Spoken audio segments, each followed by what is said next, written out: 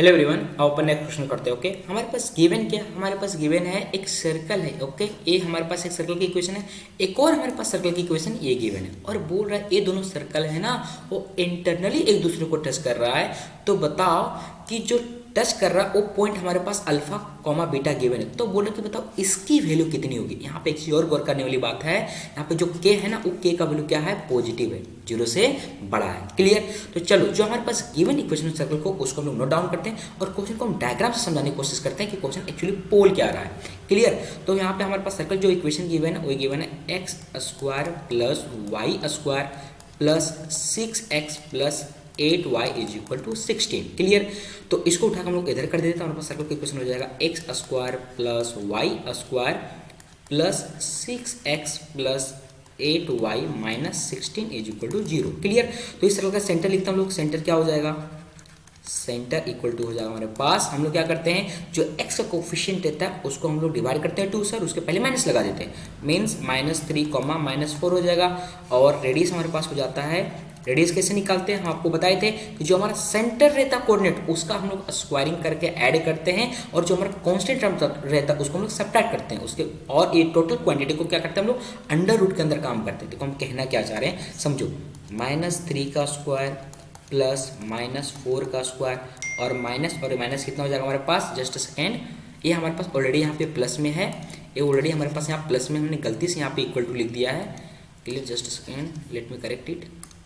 So plus 16 equal to 0, तो ये already plus में ही है, तो यहाँ पर क्या हो जाएगा -16। तो हमारे पास इसको सिंप्लीफाई करेंगे तो हमारे पास बनेगा 9 + 16 - 16, तो हमारे पास आ जाएगा रेडियस 3। क्लियर। हमारे पास रेडियस इक्वल टू आ गया 3। क्लियर। तो मान लेते हैं सर्कल का जो सेंटर है वो क्या है, C1 है, और रेडियस क्या मान लेते हैं हम लोग, R1 है। क्लियर। चलो हमारे पास जो नेक्स्ट सर्कल है उसको लेते हैं। हमारे नेक्स्ट सर्कल की इक्वेशन क्या है, x square plus y square plus 2 into 3 minus √3x plus यहाँ पे थोड़ा क्वेश्चन में एरर है, यहाँ पे 2 बार y नहीं है, ये हमारा लाइन एक्स्ट्रा लिखा हुआ है, इसका कोई मतलब नहीं है। ओके, उसके बाद फर्दर की बार हमारे पास 2 4 minus √6y is equal to हमारे पास है k प्लस 6 √3 प्लस 8 √6। अब हम लोग क्या करते हैं, इस क्वांटिटी को इधर लेके आते हैं इक्वल के ए साइड, तो हमारे पास बन जाएगा x square plus y square plus 2 into 3 minus 3√x plus 2 into 4 minus √6y minus के -6√3 और -8√6 इज इक्वल टू 0। तो इस सर्कल का सेंटर लिखते हैं हम लोग। तो इस सर्कल का सेंटर क्या बन जाएगा, उसी कॉन्सेप्ट को यूज करेंगे, तो सेंटर बन जाएगा हमारे पास, लिख देते हैं सेंटर इक्वल टू मान लेते हैं C2। क्लियर। तो हमारे पास सेंटर हो जाएगा -3 कॉमा हो जाएगा हमारे पास -4 -√6। क्लियर। तो इसको हम सिंप्लीफाई कर देंगे तो हमारे पास हो जाएगा C2 इज इक्वल टू आ जाएगा 3, जस्ट सेकेंड, √3 -3 कॉमा √6 -4। ये हमारे पास सेंटर निकल गया किसका, सर्कल 2 का सेंटर निकल गया। क्लियर। हम लोग सर्कल 2 का क्या निकालते हैं, आप रेडियस। तो रेडियस कैसे निकालेंगे, लेट मी, रेडियस के लिए क्या करेंगे, सेंटर का स्क्वायरिंग करेंगे, तो हमारे पास r इज इक्वल टू हो जाएगा ये हो जाएगा √3 - 3 का होल स्क्वायर प्लस √6 - 4 का होल स्क्वायर, और जो हमारा कांस्टेंट टर्म रहता है उसको सब्ट्रैक्ट करते हैं तो माइनस हो जाएगा, ब्रैकेट के minus let me check what is there, -k -6√3 -6√3 minus I think 8√3 है, यस 8√6 है, सॉरी 8√6 है। क्लियर। ए है, तो हम लोग इसको एक्सपैंड करते हैं इसको और इसको और सिंप्लीफाई करते हैं, तो हमारे पास r इज इक्वल टू हो जाएगा, एक्चुअली R2 लेते हैं, हमारा ऑलरेडी R1 ले चुके हैं, ये हमारा हो जाएगा R2। सिंप्लीफाई करें तो हमारे पास बनेगा यहाँ पे 3 और -6 √3 और प्लस 9 और प्लस 6 और माइनस हो जाएगा हमारे पास 8√6 प्लस 16, और यहाँ पे माइनस जब अंदर करेंगे तो हमारे प्लस में हो जाएगा प्लस के प्लस 6√3 प्लस 8√6। इसको सिंप्लीफाई करते हैं तो हमारे पास R2 इज इक्वल टू हो जाएगा और एक क्वांटिटी और एक क्वांटिटी हमारे पास कैंसिल आउट हो जाएगा इसके साथ, और एक क्वांटिटी और एक क्वांटिटी हमारे पास कैंसिल आउट हो जाएगा। तो हमारे पास बचेगा यहाँ पे हम लोग ऐड करने पे 16 और प्लस हो जाएगा 9 प्लस 6 और प्लस 3, तो हमारे पास बनेगा 34 प्लस के। ये हमारे पास बन गया R2 का वैल्यू। पल्ले पड़ा। चलो अब यहाँ पे फर्दर जो हमारा कह रहा है क्वेश्चन में, हम सर्कल C1 का सेंटर और रेडियस निकाल दिया। हम एक जगह पे डाटा कलेक्ट कर देते हैं ताकि आपको कन्फ्यूजन ना हो। हमारे पास C1 जो आया है, C1 आया हमारे पास minus, let me check once more, -3, -4। C1 equal to हमारे पास आया है -3, -4, और हमारे पास R1 इक्वल टू आया है हमारे पास, R1 इक्वल टू आया है हमारे पास 3, और C2 इक्वल टू आया हमारे पास कितना आया, √3 -3 आया है, not comma, just a second, √3 -3, okay. और हमारे पास आया let me check once more, √6 -4, ठीक है, √6 -4 आया, और हमारे पास R2 इक्वल टू कितना आ गया, √34 प्लस के। ये हमारे पास डाटा आ गया। अब इसके बाद जो कह रहा है उसको समझो। एक कह रहा है दो सर्कल है, एक दूसरे को क्या कर रहा है, इंटरनली टच कर रहा है। मान लेते हैं एक सर्कल के इक्वेशन इस टाइप से, मान लेते हैं सर्कल है हमारे पास ये हो गया, क्लियर। और एक और सर्कल क्या कर रहा है, इसको इंटरनली इस टाइप से टच कर रहा है, क्लियर। ए है तो हम मान लेते हैं ये जो सर्कल हमारे पास क्या है, C2, और ये सर्कल मान लेते हैं हमारे पास क्या है, C1 है। तो C2 सर्कल का सेंटर हमारे पास ऑलरेडी ये पता है, C1 सर्कल का सेंटर हमारे पास ऑलरेडी पता है, ए भी पता है हमारे पास और ये भी पता है। यहाँ से लेके जो यहाँ तक डिस्टेंस जाएगा हमारे पास R2, ए भी हमको R2 भी पता है, क्लियर। और यहाँ से लेके यहाँ तक R1 भी पता है। तो हम लोग को कह रहा है ये जो पॉइंट है, ये इस पॉइंट की बात कर रहा है। ये जो पॉइंट है, इस पॉइंट का कोऑर्डिनेट गिवन है हमारे पास P अल्फा, बीटा। हम दूसरे पेन से यूज करते ताकि आपको दिखे। ए पॉइंट, इस पॉइंट, इसकी बात कर रहा है अल्फा, बीटा। तो अपन को पूछा है कि बताओ अल्फा प्लस √3 का square plus beta plus, just minute I have to check it, beta plus √6 का स्क्वायर इक्वल टू कितना होगा, √6 का स्क्वायर इक्वल टू कितना होगा। तो इसका मतलब ये हुआ कि हमको अल्फा और बीटा का कोऑर्डिनेट पता होना चाहिए, तभी हम लोग कर सकते हैं। अब देखो, दो सर्कल जब इंटरनली टच करता है तो उसका कॉन्सेप्ट हम आपको बताए थे। इंटरनली टच करता है फिर भी बताए थे, एक्सटर्नली टच करता है फिर भी बताए थे। हम दोनों कॉन्सेप्ट को एक जगह पे लिख देते हैं, फिर क्वेश्चन को सॉल्व कर देते हैं, तब आपको अच्छी समझ में आ जाएगा कि कॉन्सेप्ट को कैसे यूज कर रहे हैं, क्लियर। तो देखो कॉन्सेप्ट क्या बोलता है, कॉन्सेप्ट बोलता है मान लो दो सर्कल जब इंटरनली टच करेगा तब, फॉर इंटरनली टच, मान लो एक सर्कल आपके पास ये है और एक सर्कल मान लो आपको इंटरनली टच कर रहा है इस टाइप से, क्लियर। तो मान लेते हैं बड़ा वाला सर्कल है, इसका मान लेते हैं हम लोग, ये सर्कल हमारा C1 है और ये सर्कल मान लेते हैं हमारे पास C2 है।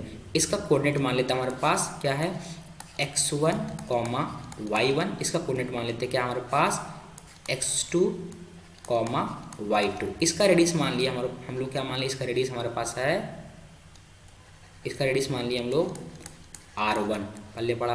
और इसका रेडियस मान लिया हम लोग, इसका रेडियस मान लिया हम लोग R2, समझो।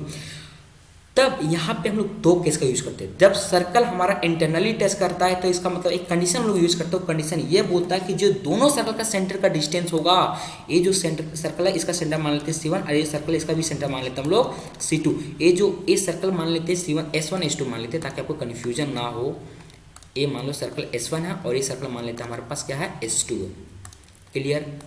ये तो जब दो सर्कल इंटरनली टच कर रहा है तो यहाँ पे गौर करो, जो C1 से लेके C2 तक का डिस्टेंस होगा ना, वो क्या बन रहा है, ये बना हमारे पास जो R1 से लेके जो हमारे पास R1 होगा उसमें जब R2 को सब्ट्रैक्ट कर रहे हैं उसके बराबर आ रहा है कि नहीं आ रहा है। तो इस कॉन्सेप्ट को बोलते हैं, तो इस कॉन्सेप्ट को हम लोग यूज करेंगे। तो क्या होता है, C1 और जो C2 का डिस्टेंस होगा क्या होगा, R1 माइनस R2 का होगा। यहाँ पे एग्जैक्टली हमको पता नहीं कौन बड़ा है, तो R2 भी बड़ा हो सकता है, इसलिए हम लोग यहाँ पे मोड लगाते हैं। ये हमारा कंडीशन 1 हो गया, पल्ले पड़ा। और इसमें एक चीज़ और आपको याद होगा, जो हम बताए थे, जब दो सर्कल इंटरनली टच करता है तो नंबर ऑफ टेंजेंट कितना बनता है, 1 बनता है। तो number of tangent means common tangent कितना होगा हमारे पास, 1 बनेगा। पहले पढ़ा। और थर्ड पॉइंट जो मोस्ट इंपॉर्टेंट पॉइंट है इस क्वेश्चन में हम उसी का यूज करने वाले हैं, उसको गौर से समझो। एक पॉइंट हमारे पास C1 है, क्लियर, और एक पॉइंट हमारे पास C2 है, और ये दोनों से पास करता हुआ एक पॉइंट और मान लो कहीं यहाँ पे एक पॉइंट है, क्लियर, ये पॉइंट हमारे पास है यहाँ पे, तो हमको ये पॉइंट यहाँ पे कट कर रहा है, P, अल्फा, बीटा है। लेट सपोज करो कोई भी पॉइंट है, कोई जरूरी नहीं कि कोई भी पॉइंट हो सकता है, समझ में आ रही है। तो इसमें जो कॉन्सेप्ट है वो समझना कि जो ये पॉइंट है ना, ये पॉइंट को ये दोनों सर्कल का जो ये पॉइंट है और ये दोनों पॉइंट को ये पॉइंट एक्सटर्नली कट कर रहा है। कौन सा रेशियो में? R1:R2 का रेशियो में। मतलब ये कहना चाह रहे हैं, सपोज करो यहाँ पे C1 का कोऑर्डिनेट क्या हमारे पास x1, y1, और इसका कोऑर्डिनेट क्या हमारे पास x2, y2, और दोनों का सर्कल का रेडियस, पहले वाला सर्कल का रेडियस क्या है R1, दूसरे वाला सर्कल का रेडियस क्या है R2। तो इस जो पॉइंट होगा इसका कोऑर्डिनेट हो जाएगा हमारे पास, इसको इधर मल्टीप्लाई करते हैं हम लोग, इधर इसको इधर मल्टीप्लाई करते हैं तो हमारे पास बनता है यहाँ पे क्या, ये हो जाएगा हमारे पास R1x2 minus R2x1 divide by R1 minus R2, ये हमारा x का कोऑर्डिनेट हो जाएगा, और y को हो जाएगा R1, y2 minus R2, y1, just a second, क्या हो जाएगा यहाँ पे y1 डिवाइड हमारे पास हो जाएगा R1 माइनस R2। तो ये इस कॉन्सेप्ट हम लोग इस क्वेश्चन में यूज करने वाले हैं। तो आप हमेशा याद रखना, जब दो सर्कल इंटरनली टच करेगा तो नंबर ऑफ कॉमन टेंजेंट 1 होगा, और C1 और C2 का जो सेंटर का डिस्टेंस होगा मोड R1 माइनस R2 के बराबर होगा। और थर्ड और मोस्ट इंपॉर्टेंट पॉइंट ये कि जो हमारे पॉइंट जिस पॉइंट पे टच करेगा वो दोनों सेंटर को एक्सटर्नली R1:R2 के रेशियो में डिवाइड करेगा। पल्ले पड़ा। चलो तो हम लोग अब आते हैं क्वेश्चन में। हमारे पास देखो दोनों सर्कल का सेंटर पता है, यहाँ पे देख सकते हो हमारे पास ए सर्कल का भी सेंटर पता, ये भी पता, हमारे पास R1 पता, लेकिन R2 नहीं पता। R2 के लिए हम लोग इस कंडीशन का यूज करेंगे, तो हमारे पास R2 वैल्यू निकल जाएगा। तो यूज करते हैं, तो दोनों सर्कल का सेंटर का डिस्टेंस निकालते हैं। हम यहाँ पे आते हैं फ्रेश, और यहाँ पे हम देखते हैं। पहले बार हमारे पास सेंटर C1 हो गया, C2 हो गया, 7 का हो गया -3, -4, और इसका कोऑर्डिनेट हमारे पास √3 -3, और ये हमारे पास है √6 -4। क्लियर। ये हमारे पास है आपके पास, late me check C1 C2 कौन सा है, C1 ए है, C2 A, just a minute, हाँ सही है। चलो तो हमारे पास ए C1 है, ओके, और हमारे पास क्या है C2 है। क्लियर। चलो तो हम लोग निकालते हैं डिस्टेंस फॉर्मूला से, C1 C2 इक्वल टू हो जाएगा under root, distance formula use करेंगे तो हमारे पास हो जाएगा √3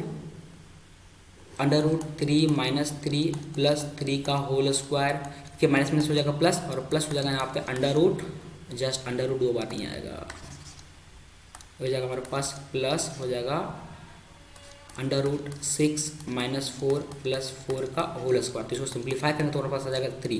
तो C1 C2 इक्वल टू आ गया हमारे पास 3। क्लियर। हमारे पास R1 इक्वल टू पता है कितना, R1 इक्वल टू हमारे पास 3 है। क्लियर। हमको R2 की इक्वल टू कितना गिवन है, R2 इक्वल टू गिवन हमारे पास √34 प्लस K। तो हम लोग कंडीशन का यूज करते हैं, हो जाएगा हमारे पास C1 C2 equal to mod R1 minus R2। तो हमारे पास हो जाएगा यहाँ पे √3 is equal to mod 3 minus √34 plus K। Clear. अब हमको पता है कि मोड को कैसे ओपन करते हैं, मोड को हम लोग ओपन करते हैं प्लस और माइनस साइन से ओपन करते हैं। तो हमारे पास हो जाएगा यहाँ पे 3 minus √34 plus K is equal to हो जाएगा हमारे पास +-3। क्लियर। इसको सिंप्लीफाई करते हैं तो हमारे पास आ जाएगा K इज इक्वल टू 0, इसको जब उधर लेके जाएंगे और सिंप्लीफाई करेंगे तो K इक्वल टू अगर 0,2। पल्ले पड़ा। अब हमारे पास क्वेश्चन में ऑलरेडी गिवन है कि K का वैल्यू क्या है 0 से बड़ा, तो ये वाला वैल्यू हम लोग क्या करेंगे रिजेक्ट। तो हमारे पास क्या हो जाएगा K इज इक्वल टू आ जाएगा 2। पल्ले पड़ा। जब K इक्वल टू 2 आएगा तो हमारे पास R2 इक्वल टू कितना हो जाएगा, R2 इक्वल टू हो जाएगा √34 plus 2 means R2 equal to आ गया हमारे पास 6। पल्ले पड़ा। हमारे पास R1 का वैल्यू पता है, R2 का वैल्यू पता है, हम लोग डिस्टेंस फॉर्मूला का यूज करते हैं और P का कोऑर्डिनेट निकालते हैं मीन्स अल्फा और बीटा। क्लियर। तो हमारे पास ए पॉइंट पता है और ये पॉइंट पता है, तो ये हो जाएगा हमारे पास C1 -3, -4 और C2 हो जाएगा हमारे पास √3 -3 और √6 -4। क्लियर। ये हमारे पास C1 है और ये हमारे पास C2 है। ये दोनों को क्या कर रहा है, एक कोई तीसरा पॉइंट है एक्सटर्नली पी है वो अल्फा कॉमा बीटा पे कट कर रहा है, क्लियर। तो ए हम लोग किस रेशियो में कट करेगा, R1:R2 का रेशियो में कट करेगा, मतलब इसको इधर डिवाइड करेंगे, इधर इसको डिवाइड करेंगे। R1 का वैल्यू कितना हमारे पास, R1 आया है हमारे पास आया है 3:2 हो जाएगा 6। ओके चलो इस वीडियो में इतना ही, हम लोग नेक्स्ट वीडियो में इसको कंटिन्यू करते हैं। ओके चलो बाय बाय।